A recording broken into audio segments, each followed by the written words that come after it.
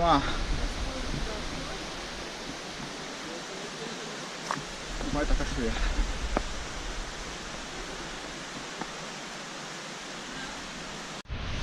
Uma subida um pouco forte aqui para chegar na quarta cachoeira. Uma pontezinha aqui, ó.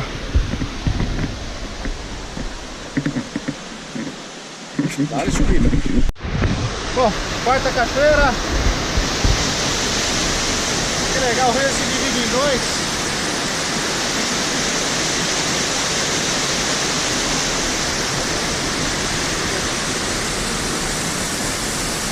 Pela ponte aqui.